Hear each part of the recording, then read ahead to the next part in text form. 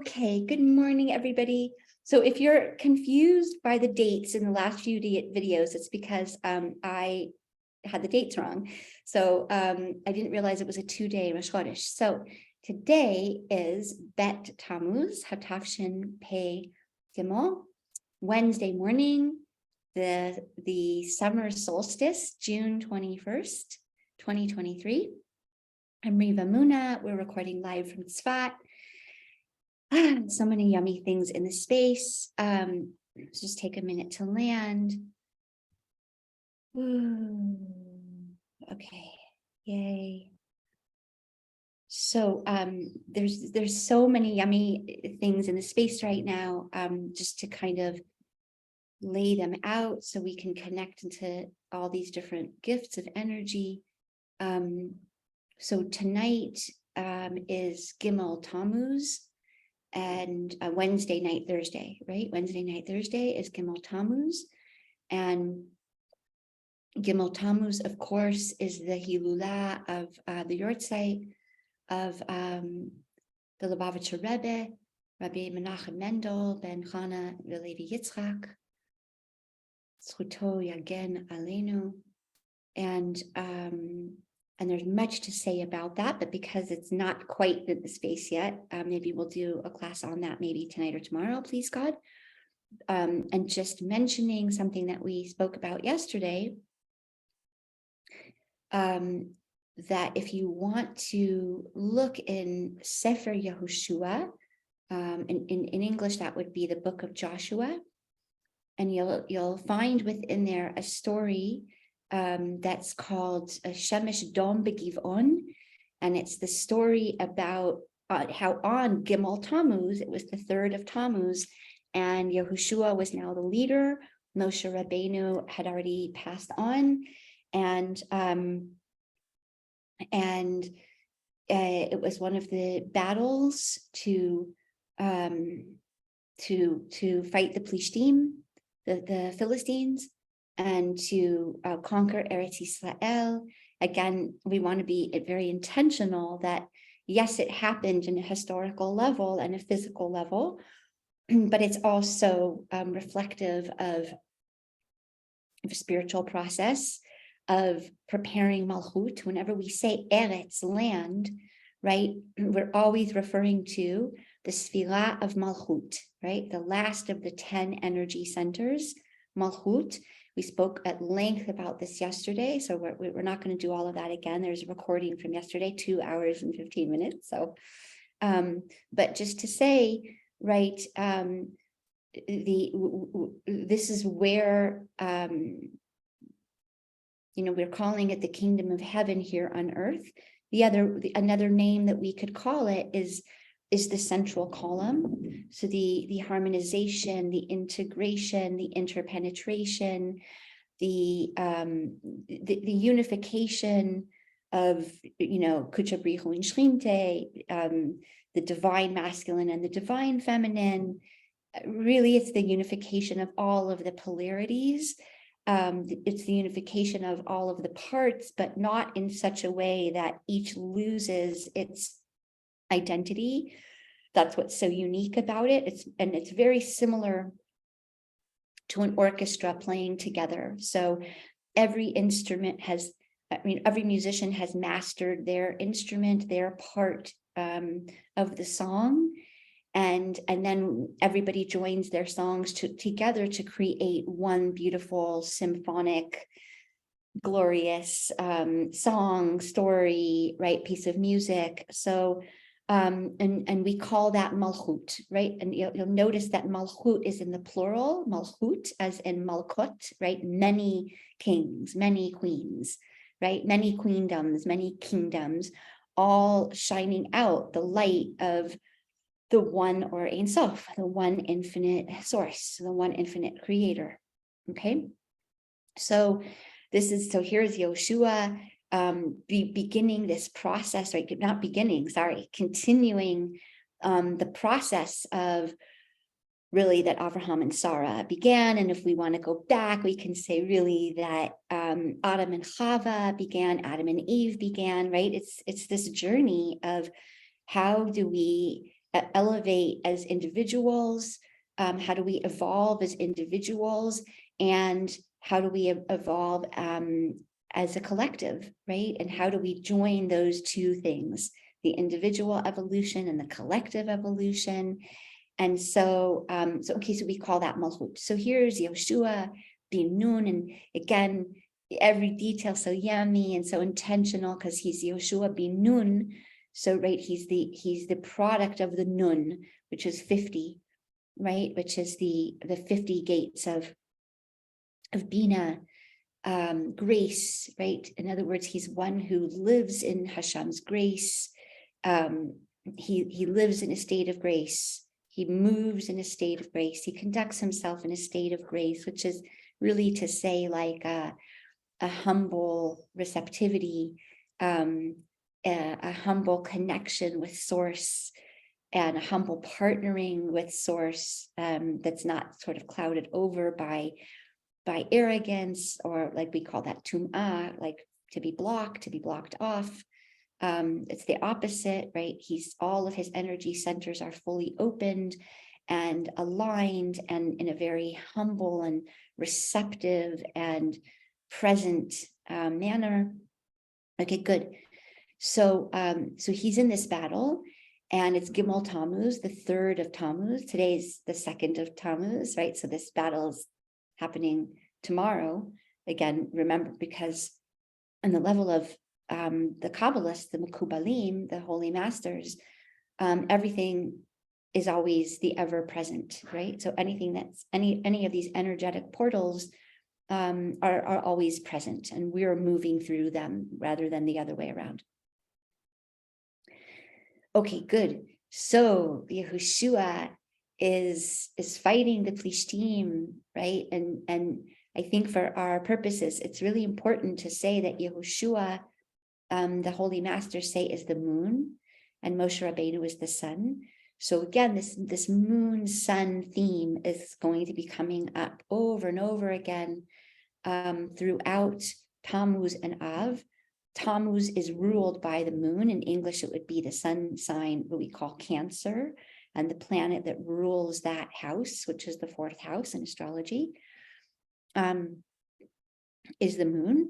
And Leo, Av, is, you can hear right there that it's the masculine, Av, as in the father, right? And is ruled by the sun.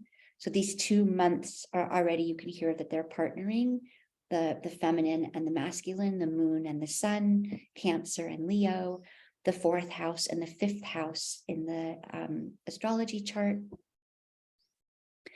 So Yoshua is actually, it's very intentional that Moshe Rabbeinu didn't yet is the key word, enter Eretz Yisrael. And yet the first to enter Eretz Yisrael was Yehoshua, and we really want to be intentional in noticing that, because Yehoshua again is representing the feminine energy, not necessarily a woman, right? But the feminine energy, as in the nukva, as in the left side, as in the vessels, as in the physical body, borders, malchut, havod, right? Value, dignity. I said the word dignity already. I want to sit up straight. Right. And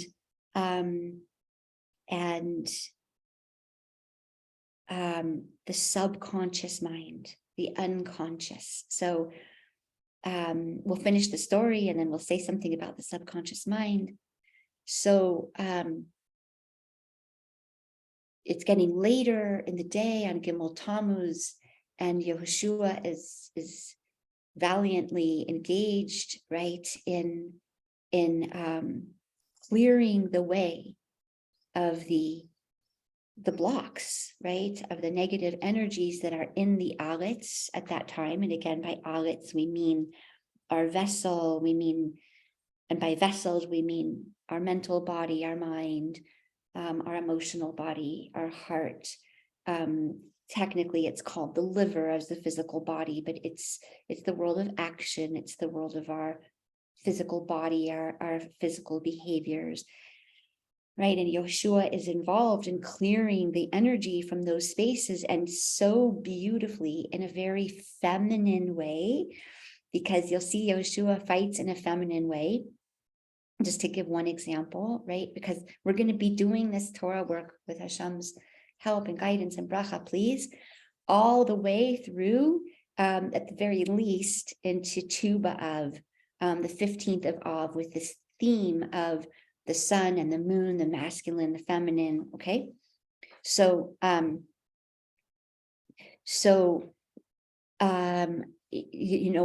way that Yehoshua conquers Jericho, which is Jericho in English, and again, it's just like a little winky wink from Chazal, because Jericho, of course, has the word inside of it, Yareach, the moon, right? So here's Yehoshua, and the first city that he manages to clear of negativity and disconnection and fear and blocks is the moon city, Jericho, the moon city, okay? Because he is the moon.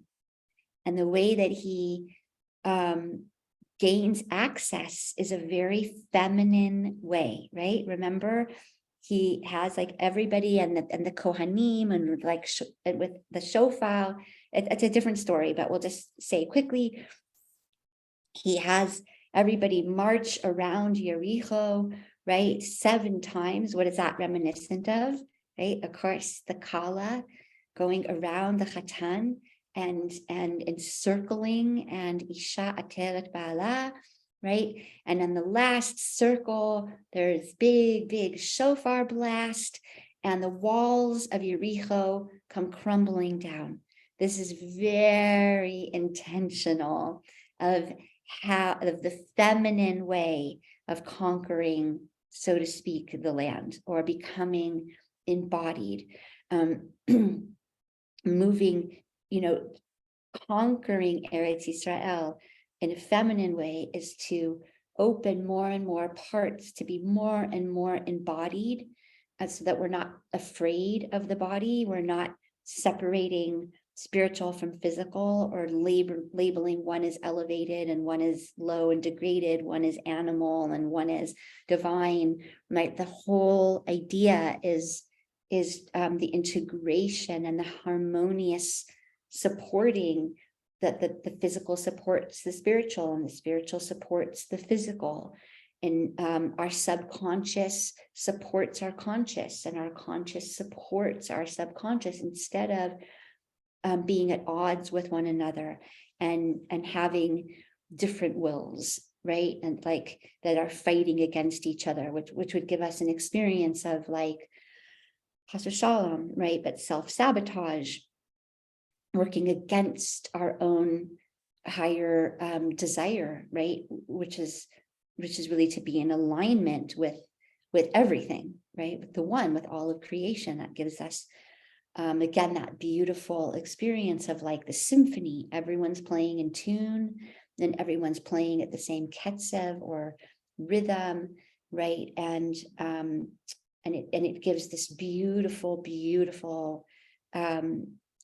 experience of the prat, or the individual, and the klal, the collective, weaving in and out. Okay, so now that was when Yehoshua was conquering Jericho, but in this Gimel Tamuz story, Yehoshua is conquering a city called Givon, and then Yehoshua notices that it's getting later and later in the day. Again, that's a hint that the Ketz is coming, right? It's the end times are coming.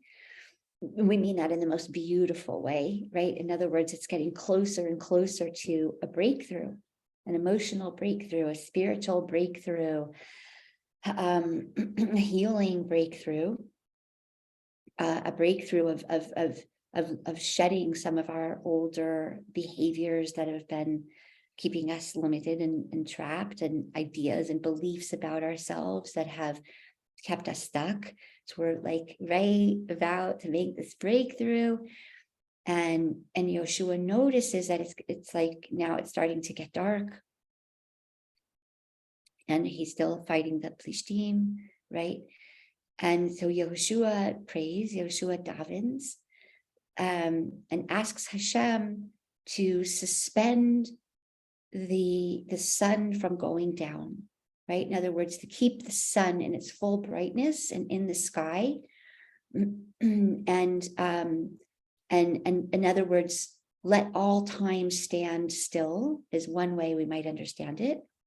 And another way we might understand it is he was saying we need help from Hashem to be in a state of grace, which is outside of the limitations of time and space, right?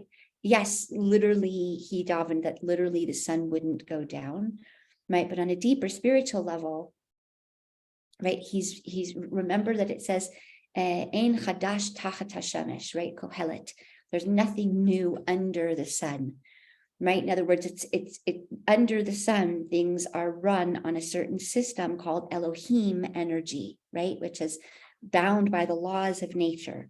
But above the sun, beyond the sun, it's only God. It's only immediate hashgacha pratit, immediate divine providence, otherwise known as grace, right? That a person, that God can pull us above and out of the energy systems. We can call it karmic patterns, the galgal, right? The circles of energy that we're in some level trapped in, right? Sometimes for a lifetime, sometimes for many lifetimes, intergenerationally for sure, right? Energy patterns we inherited from our parents and grandparents and going all the way back up and going actually interestingly all the way down, because remember when we get to the level of Kabbalah, we're not bound by space and time. Sorry, excuse me. So Yehoshua, it says, Hashem, like, please, right? Like, what we really need here is like a miracle. We really need your grace. Remember, he's called Yehoshua ben Nun. He's the child of the 50th of the letter Nun. It's Mashiach energy. Okay. So there's this, a nes happens, a miracle happens, and it says, right, Shemesh dom begiv'ah, that the sun stood still in its orbit, and it's so interesting, because I guess nowadays we would say not really the sun that stood still, but okay, the Rebbe has, the Lubavitcher Rebbe, Zecher Tzadik Livracha, has a whole beautiful teaching on the sun and the earth in terms of, right, which one moves and which one is stationary. And of course, the real answer is going to be something like Einstein's theory of relativity. It depends where you're looking from, right? Depends where you're looking from. So, okay, good. So on Gimel Tammuz, there's this beautiful experience that we've been waiting for since the beginning of creation. And what is the experience? That the sun and the moon are both in the sky at the same time, and both in their full power, and both working together to support the feminine, Yehoshua, clearing the way and the pathway to fully embody and dwell in the Eretz Yisrael, otherwise known as Malchut, right?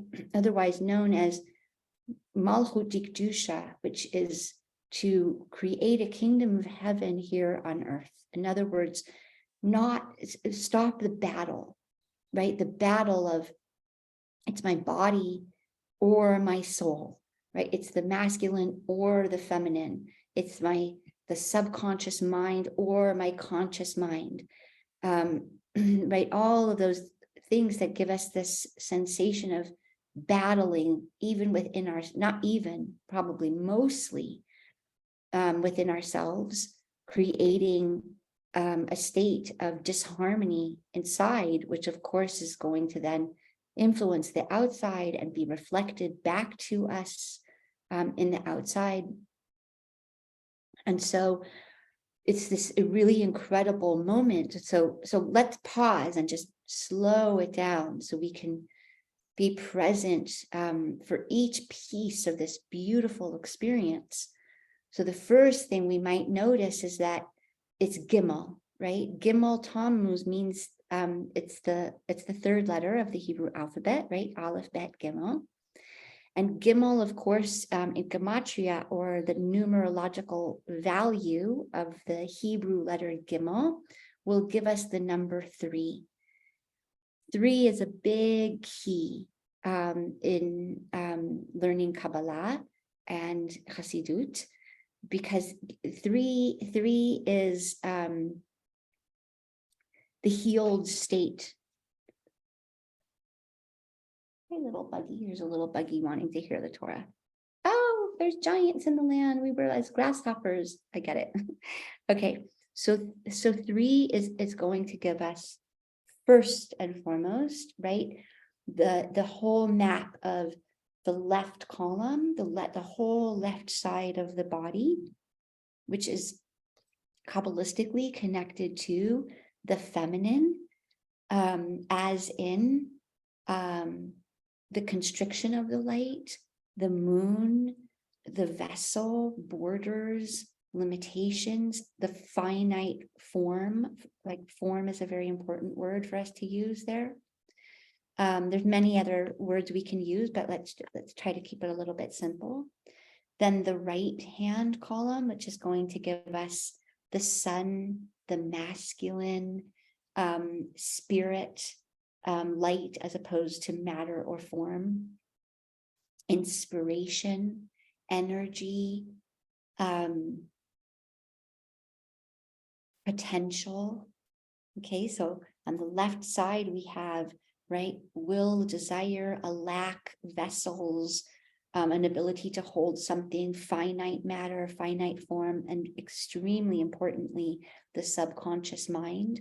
And on the right, we have the sun, the masculine potential, not masculine potential, masculine and potential, and inspiration and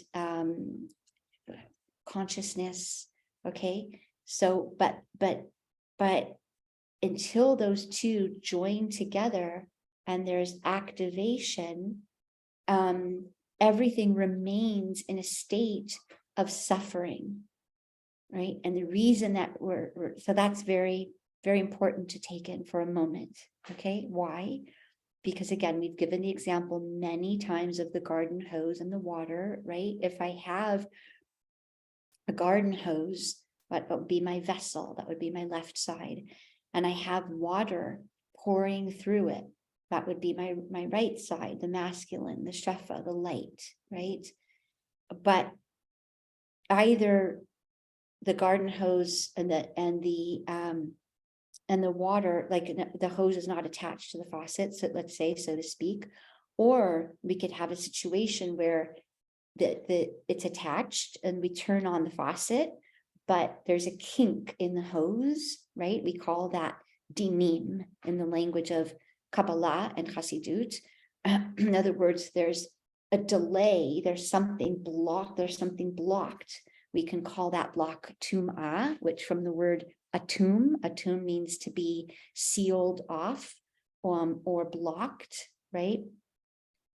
We can call it din, and by din we might mean that the hose is so narrow that the water, it's very difficult for the water to get through. You know, maybe there's a force of water, but it's only able to drip out on the other end, one drop at a time. So there's many reasons that there's a delay in the water coming out the other end of the hose, right? But all of those delays, we call them in the language of Kabbalah and Chassidut by the following names. We call them dinim, which is the constriction of the flow, or we call it tum'ah, which is that the vessel itself is blocked and therefore the flow can't get through. let me just think if there's any other important words that we should put into the space.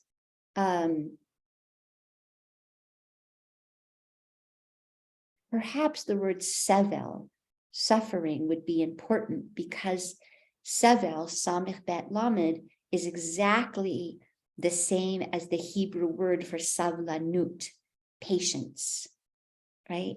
Because there's a delay. There is shafa available, right? Goodness, abundance, life force, breath, the flow of blood in the body, right? It's all available, but for some reason right now, it's blocked. It's delayed, right? So there's going to be suffering because, for example, there's a person who's needing a drink of water and there's water available, but the person needing the drink of water and the water are not able to align, okay? So there's a will for water and there's water available, but how do we get those things to connect so that there can be a union of will? What's the union of will? There's a person wanting water. There's water that's wanting to water the person. And those two wills meet. And then there's an experience of harmony, of wholeness, of feeding and nurturing and really what we would say is the union of wills. Okay. So we call that in Kabbalah the middle column. And by the middle column, we mean the energies that allow the open channel. And again, you can think of it, first of all, most literally in the body. If you notice that the middle column will always have to do with expression and birthing. So just as an example, we might have Keter, the crown, Sphira on the top. That's where the flow comes in. I love that the light bulb was above my head, so it's like a visual, right? And we have the third eye. So remember, we're talking about Gimel, the letter 3. So we have that becomes an energy source of prophecy, right? Of seeing in a different way. Because notice I have 2 eyes. I have an eye that can see with chesed. I have an eye that can see with din. In other words, I have an eye that can see from an outward pouring of energy of love, but then I'm not included in the space. I'm only seeing what the other person needs. And then remember, Bilam, he only has a left eye, right? Bilam, the prophet of the Midianites and the Moabites, right? He only has a left eye. In other words, he's only seeing his own need, his own desire to receive for himself alone. But we have a third eye, right? And again, the third eye is the way of seeing what is good and harmonious for both the individual and the collective at the same time, right? What's the harmonious path here? What's the harmonious way here? Then, of course, we get to, there's Israeli jets flying over. Ooh, conquering the Malchut. I love it. May it always be done so peacefully. Amen. We have the nose. The nose itself, you'll notice again, has a nostril on the chesed side, a nostril on the gvura side, and the nose itself is just a continuation of keter, which gives us the arich anpin, right? The erech apayim, the patience again. Remember, patience. The flow is coming so much so, right? Why is it patience? Because when we're trying to hold in patience, we take a long inhale and even a long exhale, such as, right?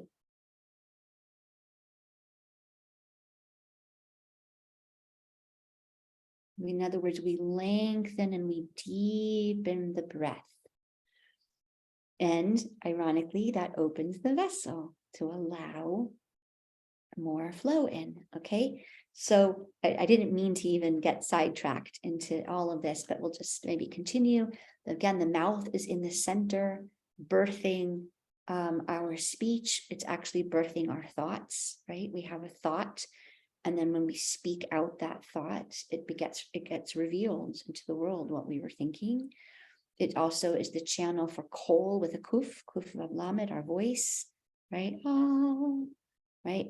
So it's again a union of, remember way back in Parashat Toldot, Hakol Kol Yaakov v'Hayadayim Shel Esav. Remember that, right? In other words, the physical body is under the influence of Esav, the hairy one. It's more like animal-like, right? But the kol with the kuf, the kol Yaakov, but the kol is a reflection more of our spirit, right? Of infinite light. So it's again the place where the body and the spirit are in zivug, and then birthing hopefully beautiful, compassionate speech into the world. Rabbi Nachman says speech is not even called speech. You haven't said anything, says Rabbi Nachman, if what you said is not compassionate and the other person didn't receive it, then you've said nothing. That's already so profound. Okay, v'chule. I feel like I'm getting a little bit sidetracked, but okay, fine, I'll continue.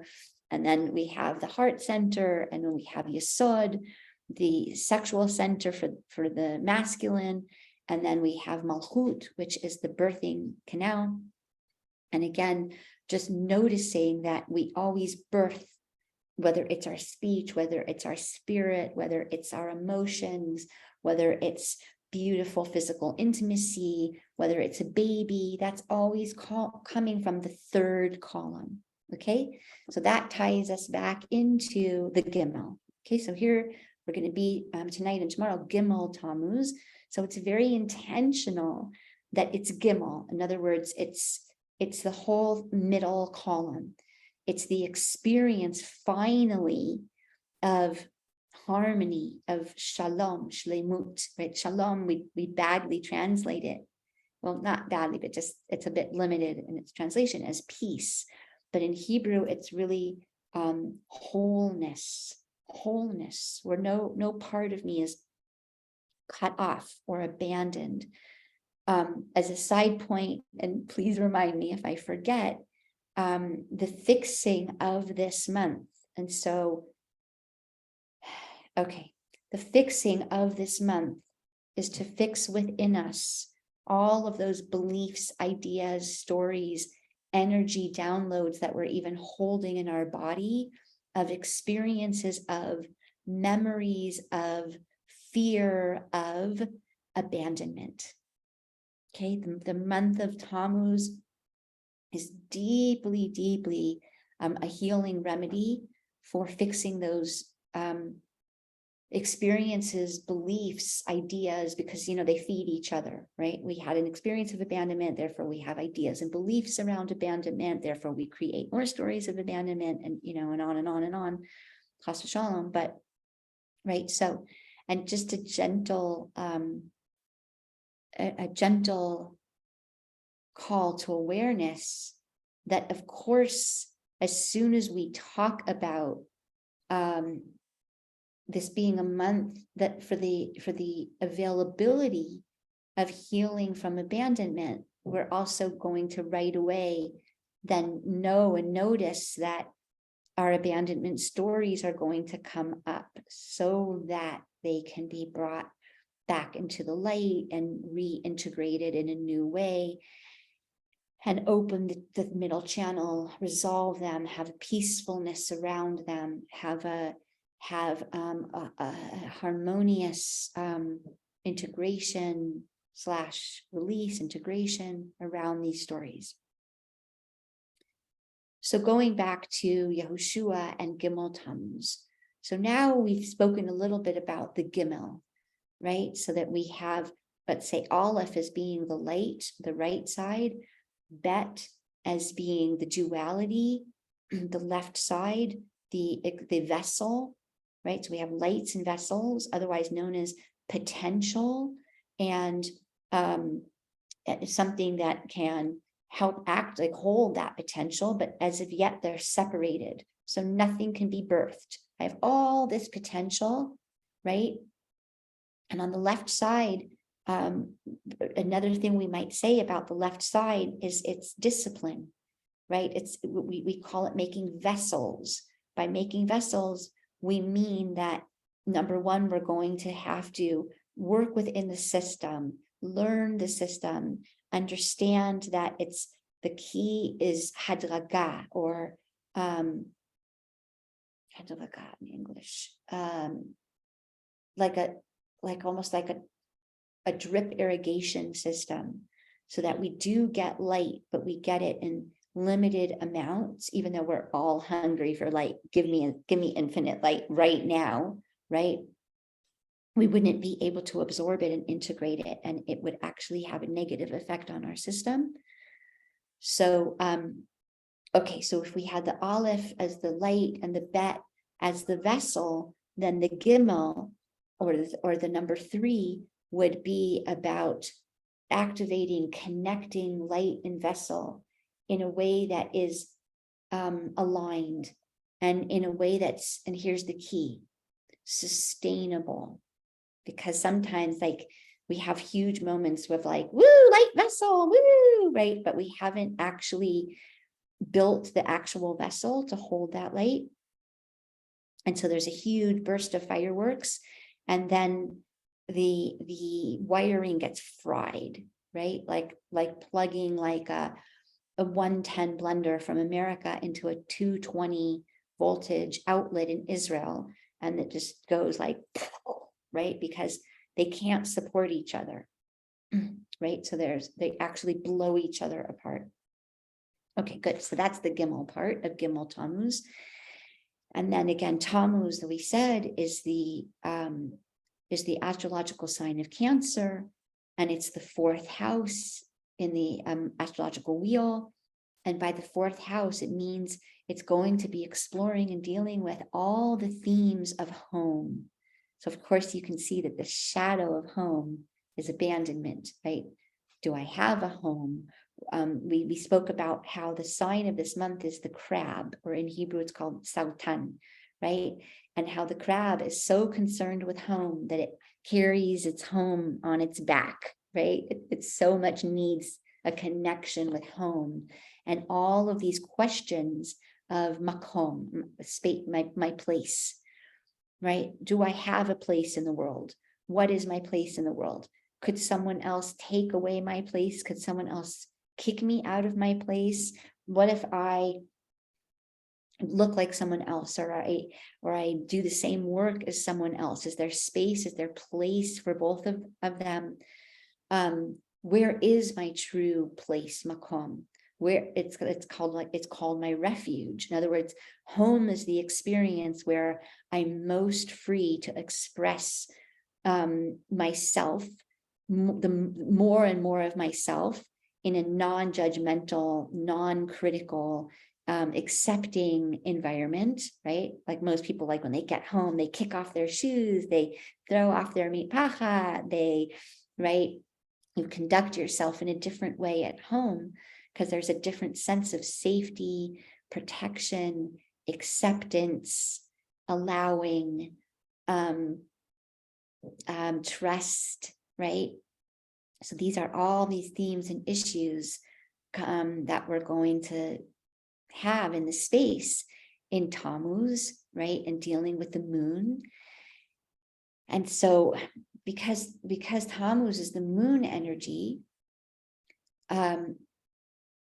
so the invitation in this month, and I say invitation, please, because it can feel challenging, right? But if we understand it's an invitation for deep, deep healing and releasing and transforming and integrating, then we'll approach it, please God, differently, and we'll receive it and we'll work with it, please God, differently.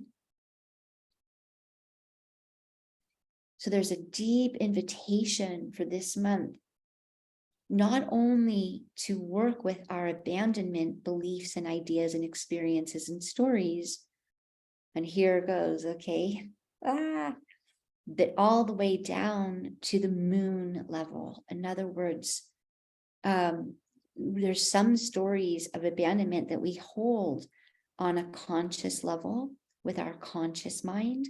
And there are other stories of abandonment that are so, so deep in our subconscious. And we might switch out the word subconscious here for our neshama.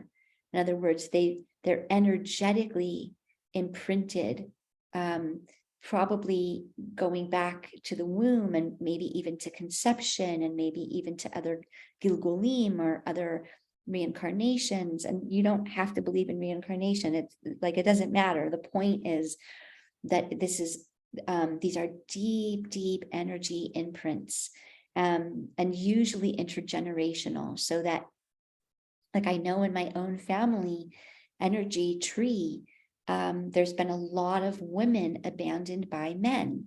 And so it's not surprising that I've had that experience over and over in my life. And my children have had that experience. And I learned years ago from one of my very special beloved teachers. His name is Rabbi Hanoch Hoffman, also in English, Howard Hoffman. And he lives in Denver, Colorado. He is a master Talmid Chacham and Torah teacher. And the main tool that he works with is bibliotherapy and psychodrama. So he uses stories from Tanakh to explore the psyche in the individual. And one of the things that I learned from him many years ago, which profoundly opened so much inside of me and touched me and affected me, is that when we look through the whole genealogy of Malchus Beis David, or the Davidic line, by Davidic we mean King David, right? We see again and again and again and again the absent father or the abandoning father. So it's not going to be a surprise then that in the Chodesh of Av, which is the sign of Leo, which is the lion, which is the symbol of Yehuda or Malchut Beit David, of course, the issues of the raging, abandoning father, right, as in Hashem destroying the home and abandoning his home, is going to come up, but coming up to get healed, please God, okay? But that's Av. That's the masculine side. Right now we're in the feminine side. We're in Tamuz. And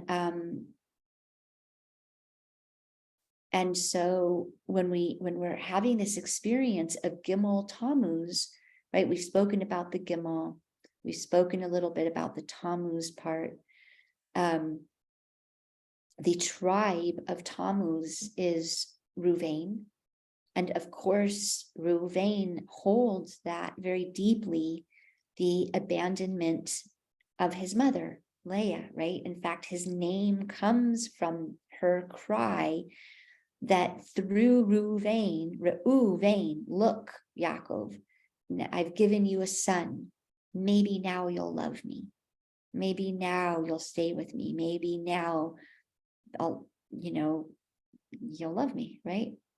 So you understand, Reuven who's that tribe, is energetically already coming into the world from that space, right? Of, oh, maybe now my mother's deepest cry, that maybe now my father will not abandon her, right?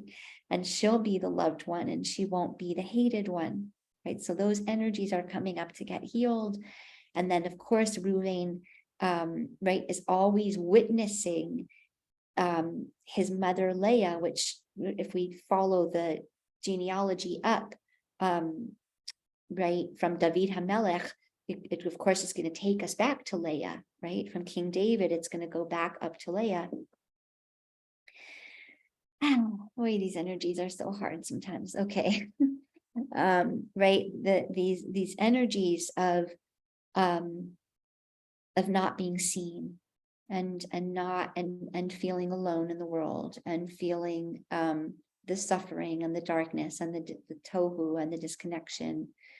And later on,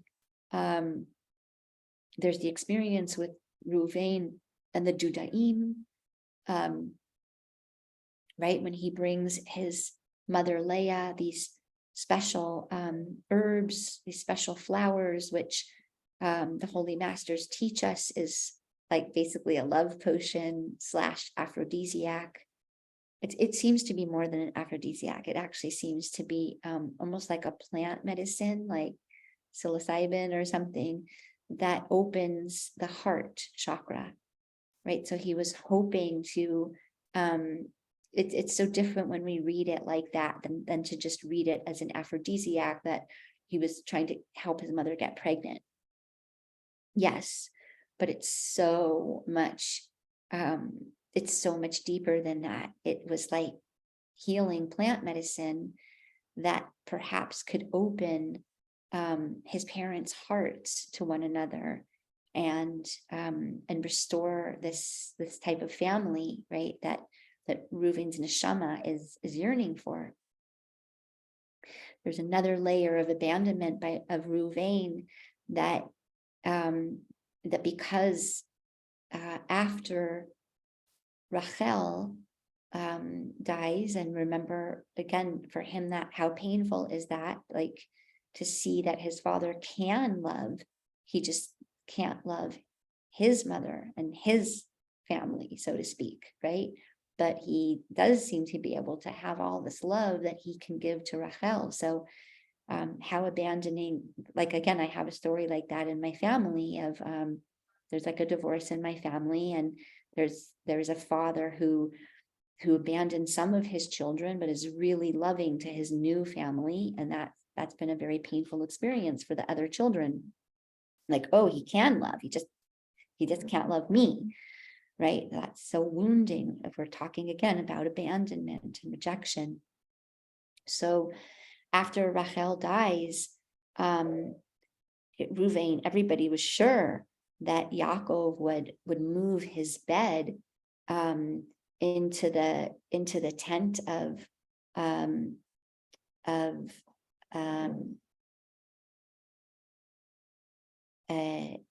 Leah, right? Because she was the other wife.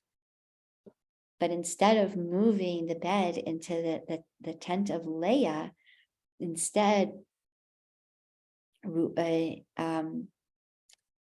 Yaakov moves his bed into the tent of Bilhah. Bilhah was a half sister and the maid servant to Rachel. In other words, his heart is still so connected to Rachel. And again, that's another abandonment and rejection, that Reuven is witnessing, not only to himself, but even more importantly to the feminine, right? To his mother, to Bina.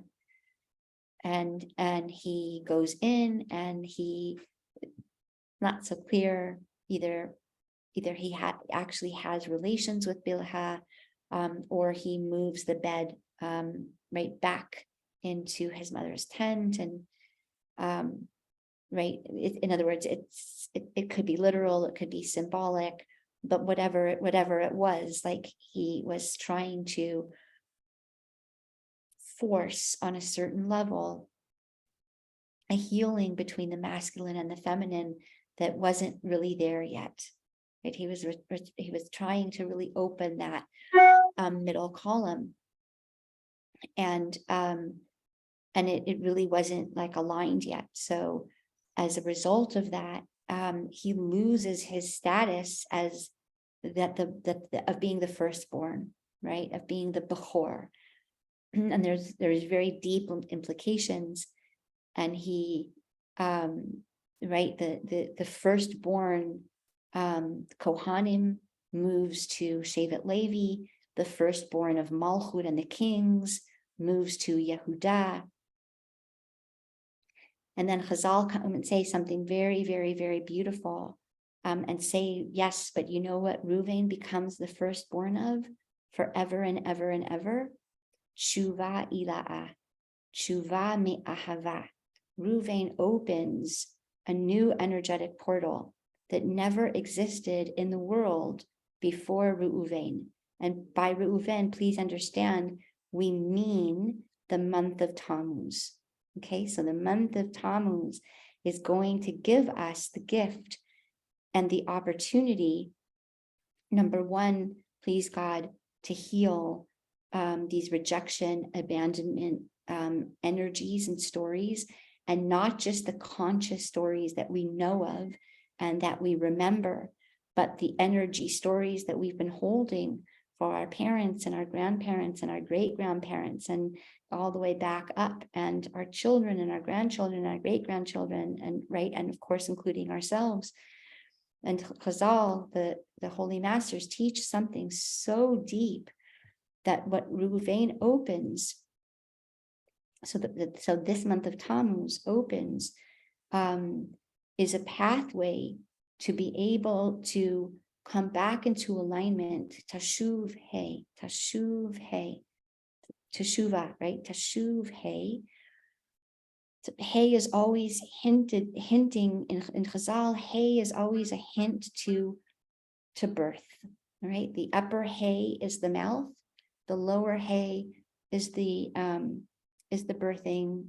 There's different systems, so don't get confused. Sometimes people talk about the upper hey as being the left side of the brain, but when we're talking about is hey as being something that receives, gestates, and birth. So we understand the mouth receives a thought, sits with the thought, and then bursts the thought out through speech, through sound. Like with the same thing as the birth canal, right? It receives the seed, it gestates the seed, and then it births it out. Please God, as a beautiful, healthy baby. All right, so when we talk about tshuva, a deeper level that we might understand tshuva is tashuv hey, right? To return the hay, to open the middle column, the birthing channel, and that with all of its qualities that we've spoken of so far, right? Integration, harmony, truth and love being connected and balanced, power and love, right? It said that one of the things we did not mention is that the left side is connected to the desire and the search for power, as opposed to love, right? So how do we balance those two things, like personal power and love, right? Okay, good. So the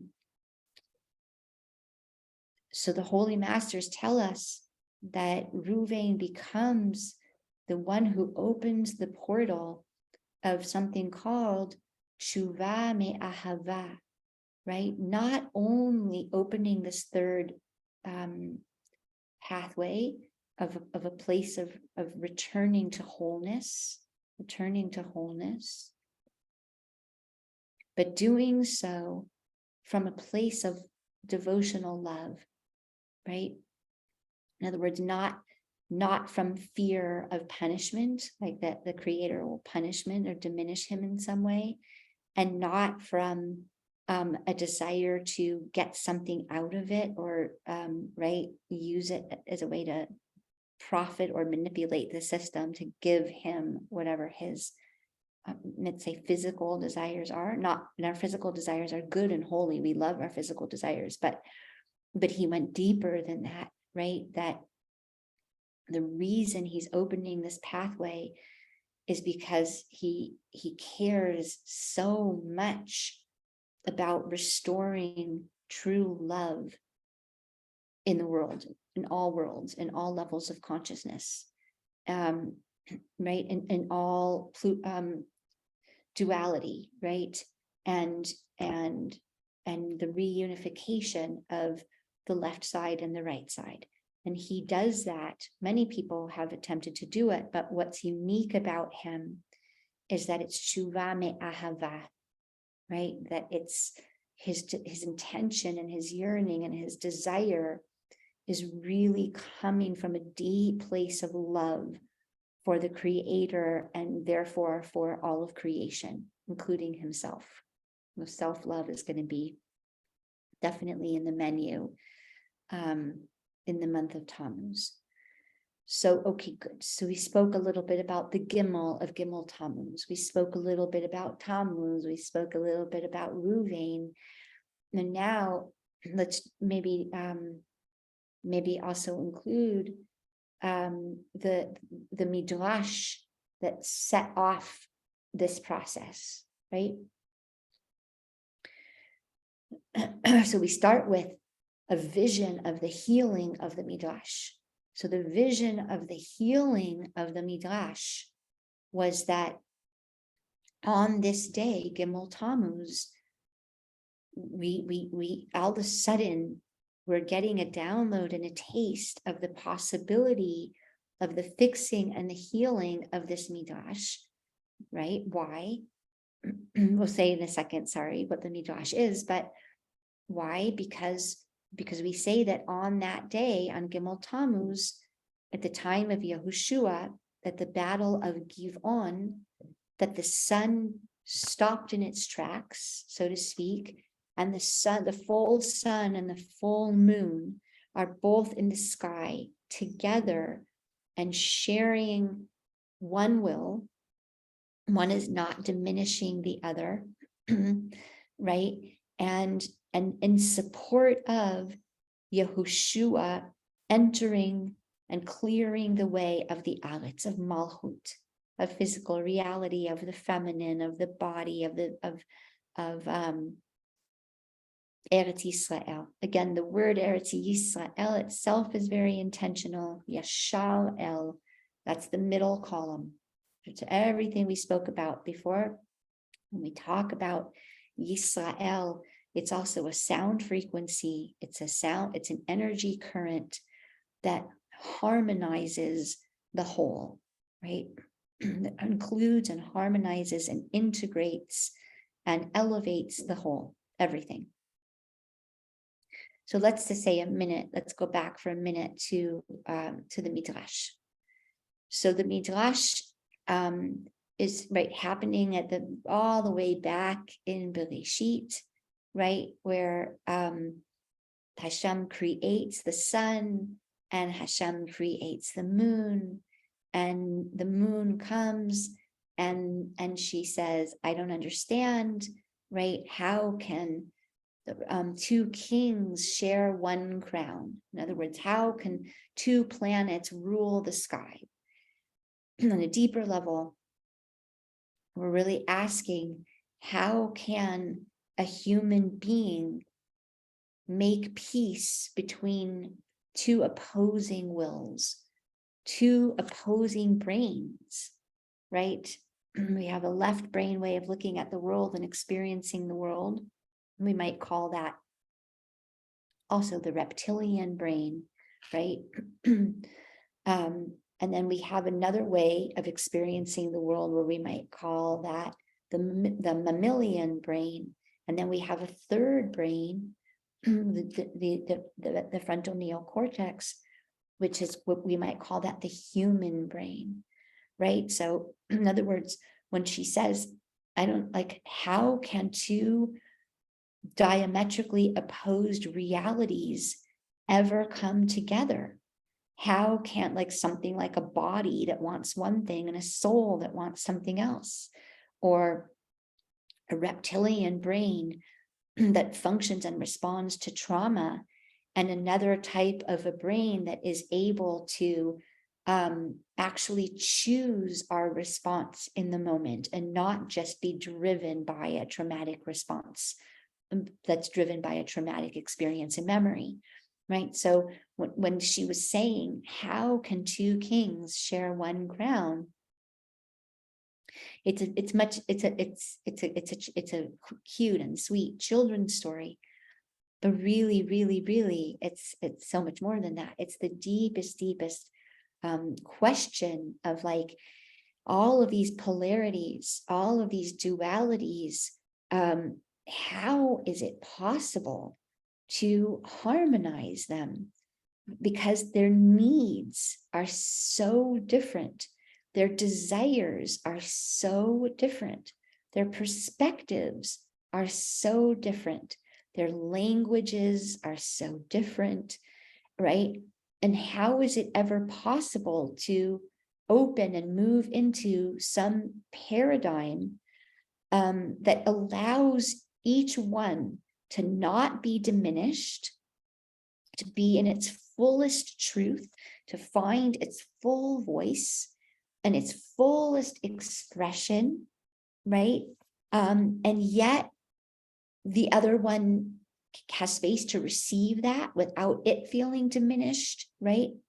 So these are like, you know, we could give so many examples of this, right? But like an example that I see both in my own life and in a lot of the work that I do, as a somatic therapist, as a counselor, right? As a kala teacher, and just as a human being and a woman, right? Is like, I had an experience growing up in Beis Yaakov and in certain types of worlds that gave me a certain experience of sexuality and my body.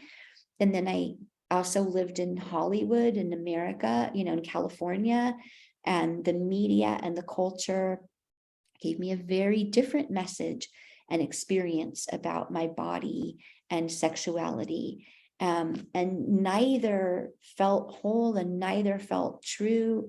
And there was a lot of inner turmoil and inner fighting within my own being. Is it this one? Is it? And ping pong back and forth, right? Trying to find, and now I would say again, this beautiful word, because it's so intentional, my makom, my place.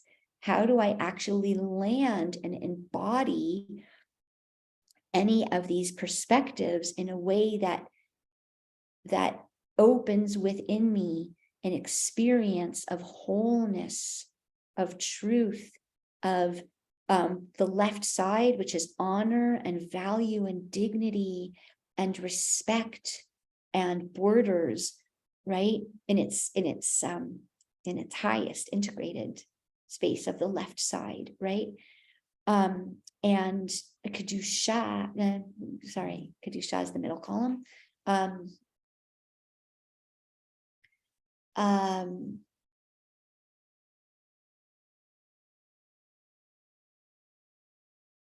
Power, right? Personal power that really is aligned, right?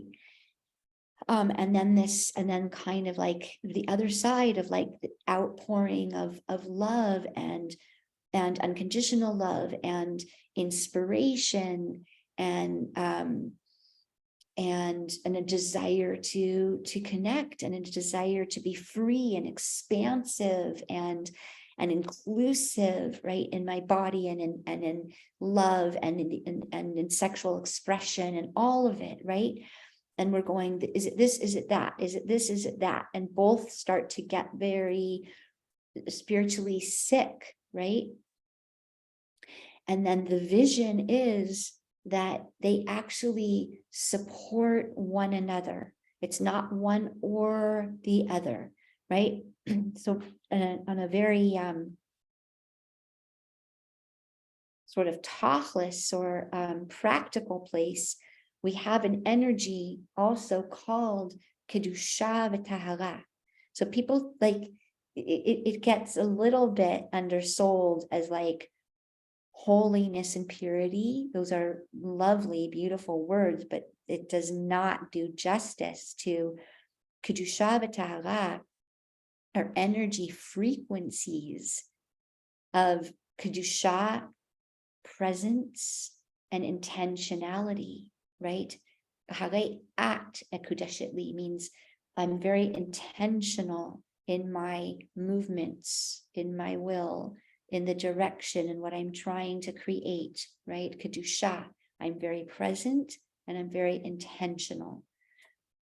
Tahara comes from the word tohar, which is, connected to the word sohar, right? We've said this many times. Sohar is a reference to Rashi says, either the little window or the beautiful precious gem that was embedded at the very top of the roof of Noah's Ark, Tevat Noach, right?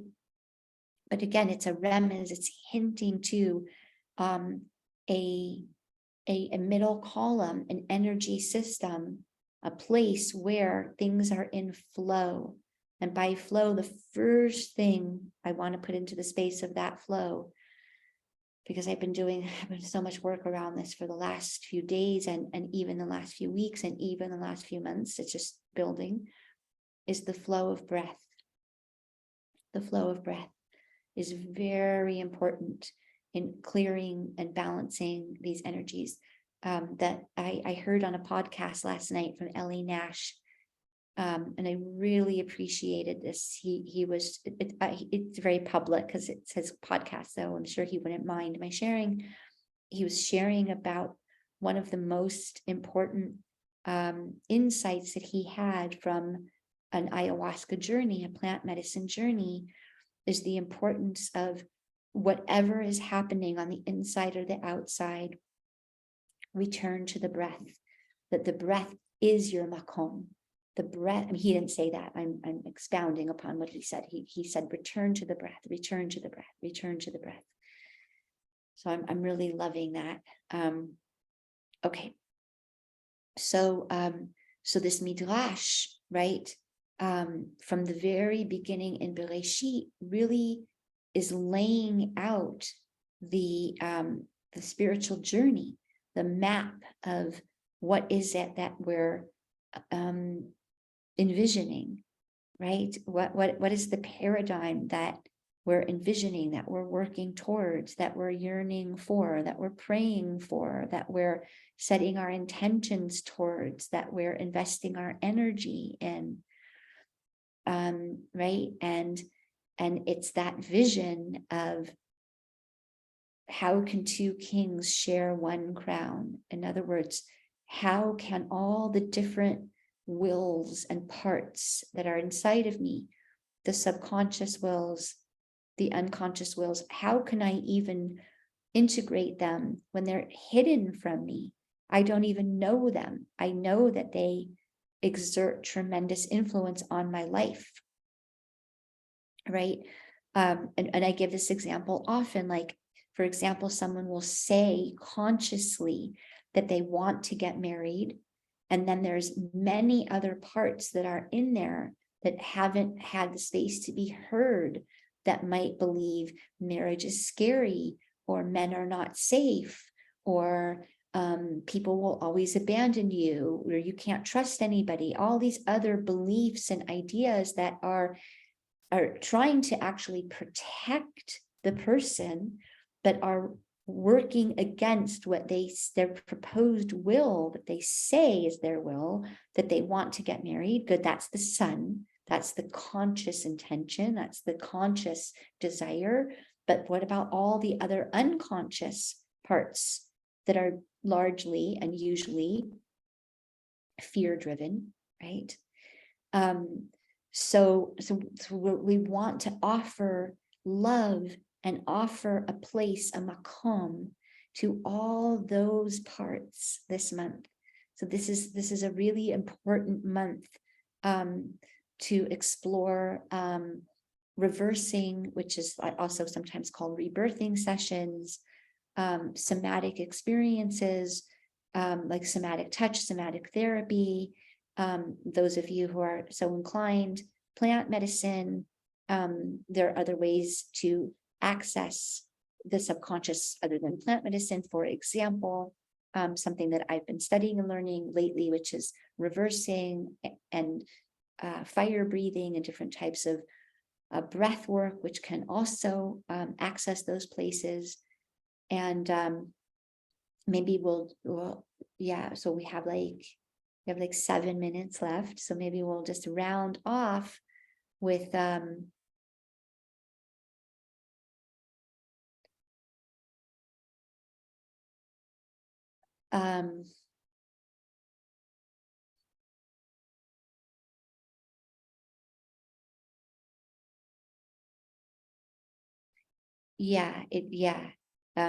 it just it being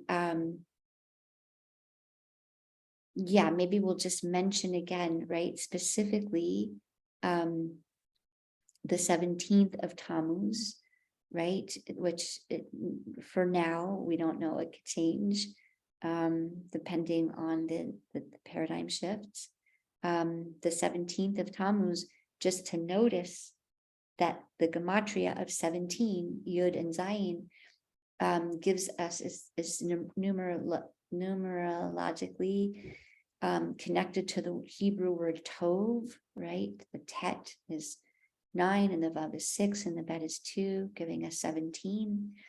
And so Chazal, the holy masters, are inviting us to notice that that day energetically actually holds the vision, the continued expression all the way from Gimel into Yud Zayin, from the 3rd day of Tammuz to the 17th of Tammuz, that an expansion of ever increasing goodness, in other words, getting closer and closer to the fixing and of this and the holding of the inclusion and the elevation and the fixing of everything. Like again, we said the sun and the moon sharing one crown.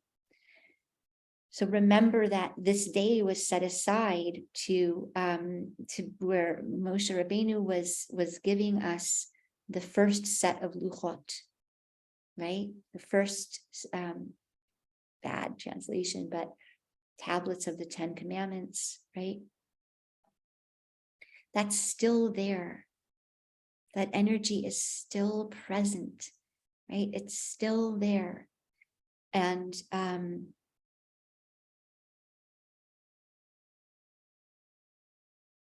what came into the space that was still needed elevation was once again the fear of abandonment, right? We're about to receive this gift, and the holy masters in the all over the Hasidic Sfarim talk about that what was going to happen in that moment was the full Gmar Hatikun, in other words, completely realigning and integrating and elevating the misalignment that happened at the eating of the tree of knowledge of good and evil, called the Chet Eitz Hada'at, which, if you remember, took place, it occurred on Rosh Hashanah. Remember that the world was created in Kaf Hey Elul, but Adam and Chava were created on Rosh Hashanah, an era of Rosh Hashanah. Remember that? So there's a very, very deep energy map here that on Yud Zayin B'Tammuz, on the 17th of Tammuz, and it's still here. Please, this is what we're saying. We don't want to say every year, we blew it. Yeah, maybe we blew it, maybe, right? But every year is another invitation on the 17th of Tammuz. At its core, it's a day of good and goodness. It's a day of tremendous light. And it's a day of tremendous revelation. And it's the day that was originally, and the Rebbe says, will be again. This day will be a day of it will be a chag, right? It will be a day of great celebration, of great unity, of great joy, of great gratitude, of great grace. That means it's here. It's already here, right? In the space. And at that time, which again is showing us something, that what got in the way of that was when Moshe didn't come back, when we calculated that this work should be done already. I should be done with this work already. It's enough. I've waited long enough, right? We waited for 40 days and we were very patient, and we were like really on board for this whole new paradigm thing. But when it didn't happen, the sense of letdown, the sense of despair, the sense of abandonment, the sense that, right, what did they say? They said, what? There weren't enough kvarim, there weren't enough graves in Egypt and Mitzrayim, God, that you had to take us out of Mitzrayim. So seemingly help us through our addictions and our hard stories, only to kill us now in the desert, right? You can feel that level of pain and fear and terror and bitterness and feeling unseen and feeling uncared for, right, by Hashem. And it always is connected to a deep sense of, I've made a certain calculation of where I should be in my life now. And I've waited, and I've been really good, God, and I've been this really good girl, and I've done, your Torah and your mitzvahs, and I've set aside my yearning and my desire, and I've been in service, right, of this vision. But I realize I don't think you're ever coming, right? I don't think you're actually ever coming back for me, or maybe you're coming back for everybody else, but you forgot about me. Right. So this is the invitation of using meditation, using breath work, using somatic healing, using touch, using IFS, internal family systems, and part works, and using listening partnerships. If any of you don't know what I'm talking about, please reach out to me. I'm happy to share these tools and these skills with you. These are all ways that we can listen to those voices, right? The voices that are feeling abandoned and rejected and forgotten about and judged and criticized and left out. We call them the exiles, and create healing pathways back to the Yud Zayin, back to the Tov. Okay, Shenizkeh Chevra. Chodesh Tov, happy Gimel Tamuz tonight, right? Wednesday night, Thursday, Gimel Tamuz.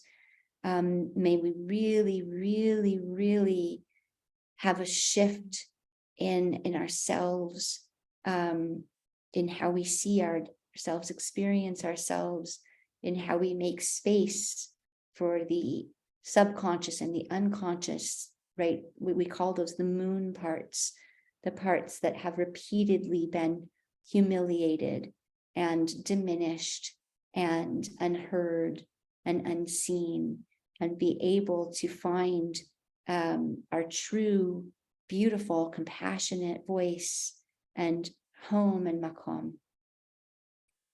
All right. Have a beautiful day, everybody.